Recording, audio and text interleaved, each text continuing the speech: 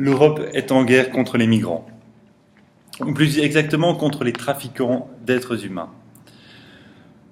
Elle tente d'ailleurs de faire signer à l'ONU une résolution dans ce sens, et ce malgré la réticence de certains pays, africains notamment, de la Russie et de pays arabes principalement. Ces derniers craignent que l'Union n'excède les limites de son mandat, ce qui est compréhensible. Ensuite, il faut encore donner corps à cette opération, ce que les ministres européens des Affaires étrangères et de la Défense feront le 18 mai prochain. En principe, il s'agirait d'une opération contre les passeurs, et on en parle depuis près d'un mois. L'Europe aurait le droit d'arraisonner, voire de détruire les navires des passeurs provenant de ces pays en proie au chaos, comme ils disent.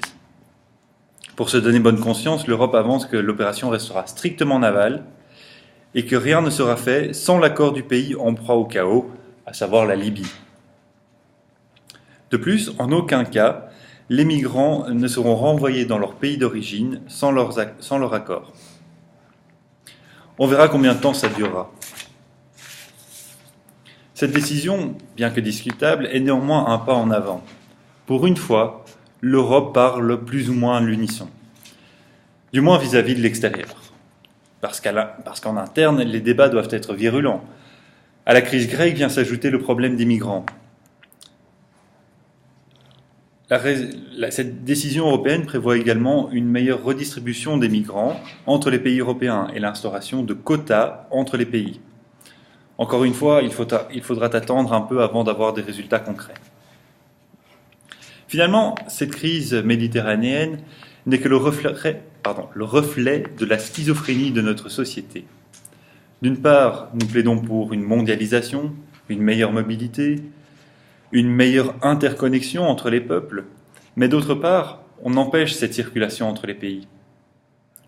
On appelle à la solidarité entre le Nord et le Sud, mais on ne veut surtout pas que le Sud vienne au Nord.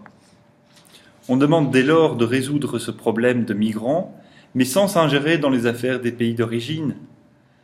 Couler les bateaux résoudra-t-il vraiment le problème ?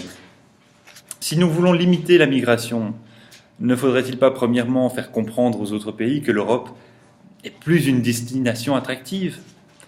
Que deuxièmement soutenir un